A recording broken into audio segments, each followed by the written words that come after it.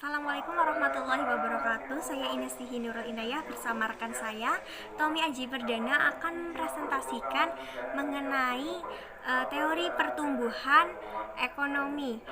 Uh, yang pertama yaitu teori-teori pertumbuhan ahli ekonomi klasik. Sukirno pada tahun 2006 menjelaskan mengenai sejarah pemikiran ekonomi para penulis ekonomi pada bagian kedua abad ke-18 dan permulaan abad ke-20. Ini lazim digolongkan sebagai kaum klasik. Kaum klasik sendiri dibagi menjadi dua golongan, yaitu kaum klasik saja dan kaum neoklasik. Yang disebut golongan klasik saja yang merupakan ahli-ahli ekonomi yang mengemukakan analisisnya sebelum tahun 1870. Sedangkan kaum neoklasik yaitu merupakan ahli-ahli ekonomi yang mengemukakan analisisnya setelah tahun tersebut. Langsung saja, yang pertama yaitu teori Adam Smith.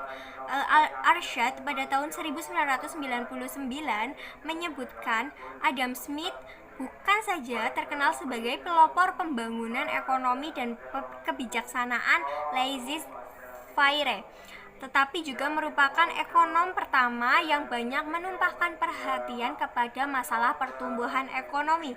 Dalam bukunya An Inquiry into the Nature and Causes of the Wealth of Nations pada tahun 1776, ia mengemukakan tentang pertumbuhan ekonomi dalam jangka panjang secara sistematik. Kuncoro pada tahun 2000 menyebutkan bahwa Adam Smith membagi tahapan pertumbuhan ekonomi menjadi 5, yaitu dimulai pada masa berburu dan masa berternak, masa bercocok tanam, perdagangan, dan yang terakhir adalah tahap industri. Menurut teori ini, masyarakat akan bergerak dari masyarakat tradisional ke masyarakat modern yang kapitalis. Dalam prosesnya, pertumbuhan ekonomi akan semakin terpacu dengan adanya sistem pembagian kerja antar pelaku ekonomi. Dalam hal ini, Adam Smith memandang bekerja sebagai salah satu input atau masukan bagi proses produksi. Pembagian kerja merupakan titik sentral pembahasan dalam teori Adam Smith dalam upaya meningkatkan produktivitas tenaga kerja spesialis yang dilakukan oleh tiap-tiap pelaku ekonomi, tidak lepas dari faktor-faktor pendukung, yaitu peningkatan keterampilan bekerja dan penemuan mesin-mesin yang menghemat tenaga kerja. Spesialisasi akan terjadi jika tahap pembangunan ekonomi telah menuju ke sistem perekonomian modern yang kapitalis. Kemudian Arshad pada tahun 1999 mengklasifikasikan agar dari proses pertumbuhan ekonomi menurut Smith ini mudah dipahami. Kita bedakan menjadi dua aspek utama pertumbuhan ekonomi, yaitu pertumbuhan output total dan pertumbuhan penduduk. Unsur-unsur pada sistem produksi suatu negara menurut Smith ada 3, yaitu sumber daya alam yang tersedia, yang kedua sumber daya insani, yang ketiga stok barang modal yang ada. Menurut Smith, sumber daya alam yang tersedia merupakan wadah yang paling mendasar dari kegiatan produksi suatu masyarakat. Jumlah sumber daya alam yang tersedia merupakan batas maksimum bagi pertumbuhan suatu perekonomian. Sumber daya insani atau jumlah penduduk mempunyai peranan yang sangat pasif dalam proses pertumbuhan output. Pengaruh stok modal terhadap tingkat output total bisa secara langsung dan tidak langsung. Pengaruh langsung ini maksudnya adalah karena pertumbuhan modal sebagai input akan langsung meningkatkan output. Sedangkan pengaruh tak langsung maksudnya adalah peningkatan produktivitas per kapita yang dimungkinkan oleh karena adanya spesialisasi dan pembagian kerja yang lebih tinggi. Kemudian faktor pertumbuhan penduduk. Menurut Adam Smith, jumlah penduduk akan meningkat jika tingkat upah yang berlaku lebih tinggi dari tingkat upah subsisten, yaitu tingkat upah yang pas-pasan untuk hidup. Jika tingkat upah di atas tingkat subsisten, maka orang-orang akan kawin pada usia untuk hidup. Jika tingkat upah di atas tingkat subsisten, maka orang-orang akan kawin pada usia muda, tingkat kematian menurun, dan tingkat kelahiran meningkat. Sebaliknya, jika tingkat upah yang berlaku lebih rendah dari tingkat upah subsisten, maka jumlah penduduk akan menurun. Nah, tingkat upah yang berlaku menurut Adam Smith ini ditentukan oleh tarik-menarik antar kekuatan permintaan dan penawaran tenaga kerja. Tingkat upah yang tinggi dan meningkat jika permintaan akan tenaga kerja tumbuh lebih cepat daripada penawaran tenaga kerja. Sementara itu, permintaan akan tenaga kerja ditentukan oleh stok modal dan tingkat output masyarakat. Oleh karena itu, laju pertumbuhan permintaan akan tenaga kerja ditentukan oleh laju pertumbuhan stok modal dan laju pertumbuhan output. Selanjutnya, kritik terhadap teori Adam Smith, yaitu yang pertama, pembagian kelas dalam masyarakat, yang kedua, alasan menabung, yang ketiga, asumsi persaingan sempurna, yang keempat, pengorbanan peran pengabaian peran entrepreneur, yang kelima, asumsi stasioner. Selanjutnya, teori David Ricardo. Arshad pada tahun 1999 menjelaskan jika Adam Smith dianggap sebagai pakar utama pelopor dalam pemikiran ekonomi masa klasik. Ricardo sebenarnya secara praktisi yang berasal dari keluarga perdagangan menengah dan tidak pernah menuntut pelajaran formal di lembaga pendidikan tinggi. Dalam usia muda ia sangat berhasil sebagai pialeg atau stockbroker di bursa uang dan modal di London. Menurut Suparmoko pada tahun 1999 menyebutkan bahwa menurut David Ricardo di dalam masyarakat ekonomi ada 3 golongan masyarakat. Yang pertama, golongan kapitalis, yang kedua, golongan buruh, yang ketiga, golongan tuan tanah. Golongan kapitalis ini adalah golongan yang memimpin produksi dan memegang peran yang sangat penting. Selanjutnya, Arshad pada tahun 1999 menjelaskan perangkat teori yang dikembangkan Ricardo menyangkut 4 kelompok permasalahan, yaitu teori tentang nilai dan harga barang, yang kedua, teori tentang distribusi pendapatan sebagai pembagian hasil dari seluruh produksi, yang ketiga, teori tentang perdagangan internasional, yang keempat, teori tentang akumulasi dan perdagangan internasional, yang keempat, teori tentang akumulasi dan pertumbuhan ekonomi maksudnya. Selanjutnya, aspek atau ciri-ciri perekonomian Ricardo yaitu sebagai berikut. Yang pertama, jumlah tanah terbatas. Yang kedua, tenaga kerja meningkat atau menurun tergantung pada tingkat upah di atas atau di bawah tingkat minimal. Kemudian, akumulasi modal terjadi bila tingkat keuntungan yang diperoleh pemilik modal berada di atas tingkat keuntungan minimal yang diperlukan untuk menarik mereka melakukan investasi. Kemudian yang keempat, kemajuan teknologi terjadi sepanjang waktu. Yang kelima, sektor pertanian dominan. Terbatasnya luas tanah, maka pertumbuhan penduduk atau tenaga kerja akan menurun. Produk marginal atau marginal produk yang dikenal dengan istilah the law of diminishing returns. Jika upah turun sampai di bawah tingkat upah alamiah, maka jumlah penduduk atau tenaga kerja akan menurun dan tingkat upah akan naik lagi sampai tingkat upah alamiah. Inilah inti dari proses pertumbuhan ekonomi kapitalis menurut Ricardo. Proses ini tidak lain adalah proses tarik-menarik antara dua kekuatan dinamis, yaitu antara the law of diminishing return dan kemajuan teknologi.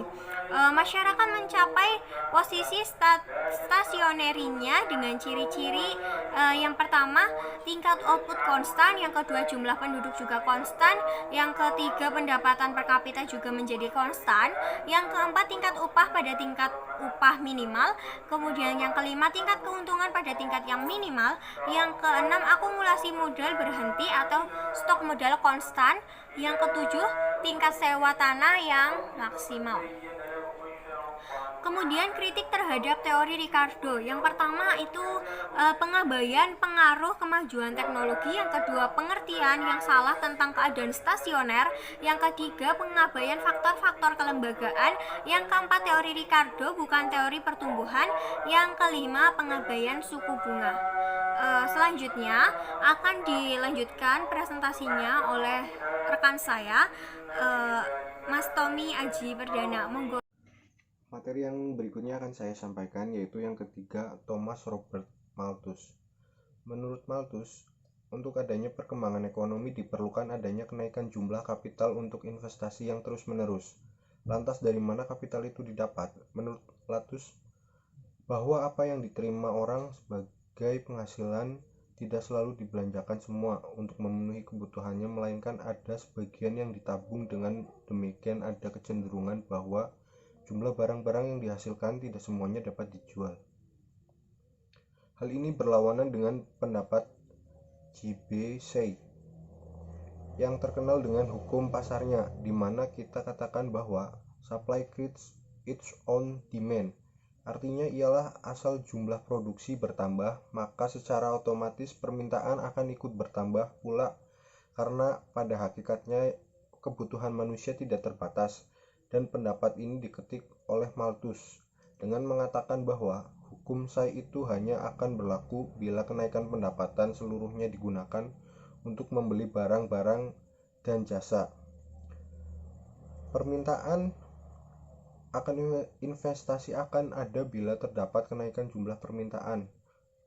Tetapi investasi ini dihambat oleh kurangnya permintaan efektif. Adapun kurangnya permintaan efektif itu disebabkan oleh pertambahan jumlah penduduk yang berakibat menekan tingkat upah, dan pendapatan yang diterima ada yang ditabung dan tidak dikonsumsi semuanya.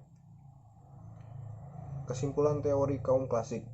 Menurut Sukirno, disimpulkan bahwa teori pembangunan kaum klasik mengemukakan bahwa sebagai berikut. Yang pertama yaitu tingkat perkembangan suatu masyarakat tergantung pada 4 faktor, yaitu jumlah penduduk, jumlah stok barang, jumlah modal luas tanah, dan tingkat teknologi yang dicapai. Kemudian yang kedua, pendapatan nasional suatu masyarakat dapat dibedakan menjadi 3 jenis. Pendapatan yaitu upah para pekerja, keuntungan para pengusaha, dan sewa tanah yang diterima pemilik tanah. Yang ketiga, kenaikan upah akan menyebabkan pertambahan penduduk.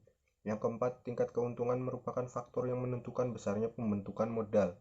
Yang terakhir, hukum hasil lebih yang semakin berkurang berlaku untuk segala kegiatan ekonomi, sehingga mengakibatkan tanpa adanya kemajuan teknologi, pertumbuhan penduduk akan menurunkan tingkat upah, menurunkan keuntungan, akan menaikkan tingkat sewa tanah.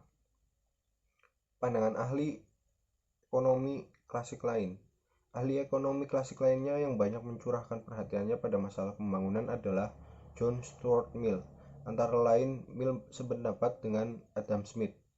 Mill memiliki pandangan yang sangat mirip dengan Ricardo, yaitu berlakunya pertambahan penduduk secara terus-menerus, sedangkan luas tanah terbatas menyebabkan kegiatan ekonomi berlangsung menurut hukum hasil yang lebih semakin berkurang. Mill berpendapat bahwa jika penduduk terus-menerus bertambah, maka pembangunan ekonomi akan mengalami kemunduran, pada akhirnya akan mencapai stasioner state. Sumbangan penting Mill pada analisis pembangunan ekonomi ialah analisisnya mengenai peran faktor-faktor bukan ekonomi terhadap pembangunan. Faktor-faktor berikut adalah kepercayaan masyarakat, kebiasaan berpikir, adat istiadat, dan corak institusi yang ada. Teori pertumbuhan Karl Marx.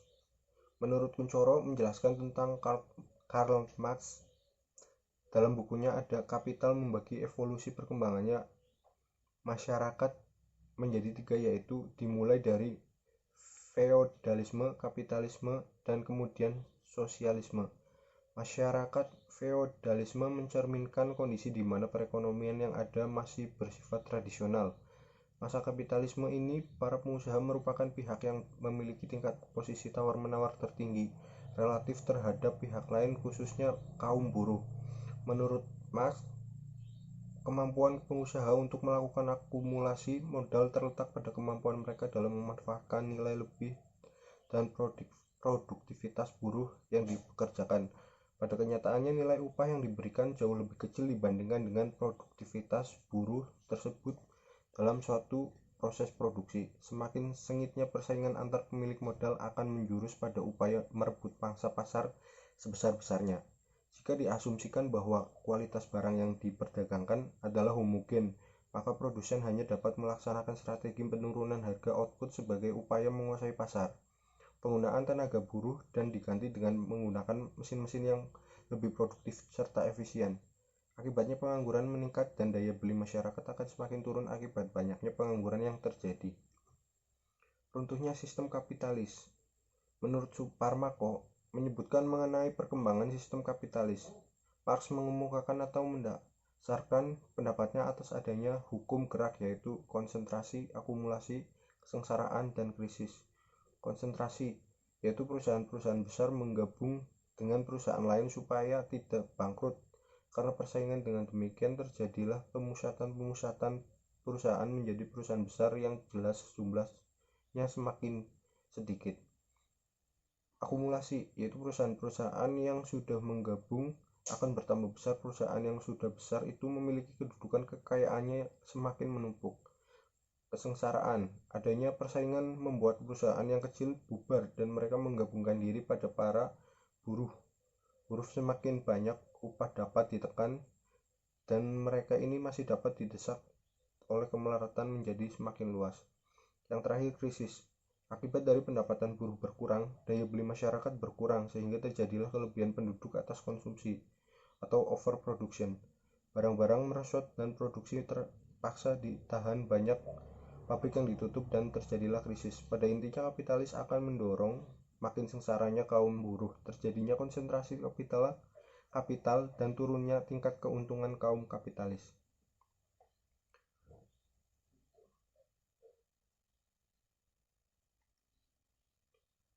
Teori pertumbuhan Schumpeter. Dalam beberapa dasawarsa pertama abad ke-20 hanya sebagian ahli ekonomi yang memfokuskan perhatian mereka terhadap masalah pembangunan. Mereka adalah Joseph Schumpeter adalah yang paling terkemuka. Teorinya mengenai pembangunan ekonomi dalam salah satu bukunya terkenal, yaitu Theory of Economic Development. Faktor utama yang menentukan pembangunan ekonomi dan teorinya mengenai pembangunan ekonomi dalam bukunya Business Cycle yang diterbitkan pada 1939. Sumber pertumbuhan ekonomi. Schumpeter menganggap bahwa pembangunan ekonomi merupakan suatu proses yang bersifat gradual. Menurutnya, pertambahan pendapatan negara dari masa ke masa perkembangannya sangat tidak stabil dan keadaannya ditentukan oleh besarnya kemungkinan untuk menjalankan pembentukan modal yang menguntungkan yang dilakukan oleh para pengusaha. Schumpeter berkeyakinan bahwa pembangunan ekonomi diciptakan oleh inisiatif dari golongan pengusaha dan inovatif atau golongan entrepreneur, yaitu golongan masyarakat yang mengorganisasi dan menggabungkan faktor-faktor produksi lainnya untuk menciptakan barang-barang yang diperlukan masyarakat. Pembaruan-pembaruan diciptakan oleh para pengusaha dibedakan dalam beberapa bentuk, yaitu memperkenalkan suatu barang baru, penggunaan cara baru dalam memproduksi barang, memperluas pasar sesuatu barang ke daerah-daerah baru, mengembangkan suatu bahan mentah baru, dan mengadakan reorganisasi dalam suatu perusahaan atau industri. Proses pembangunan yang berlaku. Dalam usahanya, Schumpeter memulai analisisnya dengan memisalkan bahwa dalam perekonomian tidak terjadi perkembangan. Perekonomian berada dalam keadaan tidak berkembang atau stasioner, yang dimaksudkan bahwa perekonomian tidak dapat berkembang, tidak terdapat perkembangan penduduk, tidak dapat penanaman modal baru, dan perekonomian menghadapi masalah pengangguran. Keadaan ini didasari oleh para pengusaha untuk melaksanakan dan menciptakan berbagai pembaruan. Kegiatan pembaruan dilakukan para pengusaha untuk mempertinggi pendapatan masyarakat dan menaikkan tingkat konsumsi. Penanaman modal dibedakan menjadi dua golongan, yaitu penanaman modal otonomi dan penanaman modal terpengaruh. Penanaman modal otonomi adalah penanaman modal untuk menciptakan pembaruan-pembaruan, dan modal terpengaruh adalah modal yang dilakukan sebagai akibat dan adanya kenaikan dalam produksi nasional, pendapatan nasional, penjualan, dan keuntungan perusahaan. Langkah ini akan menciptakan permulaan dan suatu proses deflasi. Yang terakhir yaitu proses pertumbuhan dalam jangka panjang. Meramalkan proses pertumbuhan dalam sistem kapitalisme, bahwa proses pertumbuhan pada akhirnya akan menciptakan suatu keadaan tidak berkembang atau stagnasi. Menurut Schumpeter, keadaan tidak berkembang merupakan keadaan tidak berkembang pada tingkat perkembangan ekonomi yang tinggi, bukan pada tingkat pendapatan yang sangat rendah. Alasan Schumpeter menjelaskan terjadinya keadaan tersebut dapat dibedakan dalam dua aspek dalam bukunya, yaitu berjudul Business Cycle. Ia berpendapat dengan pandangan Hansen yang berkeyakinan tidak terbukanya kesempatan untuk menanam modal makin terbatasnya daerah frontier. Berkembangnya pembaruan yang bersifat menghemat modal. Menurut Schumpeter, dengan adanya kemajuan ekonomi akan terjadi perubahan dalam masyarakat yang akan menghapuskan peranan para pengusaha. Perubahan yang sangat mengurangi peranan pengusaha dapat dibedakan dalam 3 golongan, yaitu pertama, perkembangan ekonomi akan menyebabkan kegiatan pembaruan dan pengembangan teknologi menjadi pariwisata menjadi peristiwa yang rutin. Kedua, pembangunan ekonomi akan menghancurkan kerangka dasar institusional sistem kapitalisme, yaitu modernisasi akan menciptakan perusahaan raksasa yang dipimpin oleh pemimpin perusahaan profesional, sedangkan para pemegang saham yang menjadi pemilik perusahaan. Akhirnya pembangunan ekonomi menyebabkan sistem politik dan pemerintahan menjadi dasar sistem kapitalisme mengalami kehancuran dan digantikan oleh sistem pemerintahan dan politik yang dikuasai oleh saudagar, pemilik modal, dan industrial.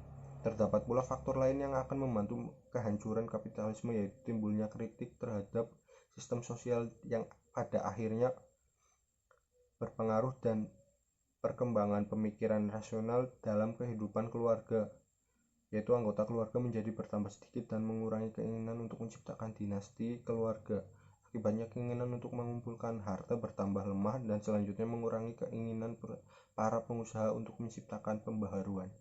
Sekian presentasi dari kelompok kami. Bila ada kesalahan kata, saya mohon maaf. Wabillahi taufiq wal hidayah. Wassalamualaikum warahmatullahi wabarakatuh.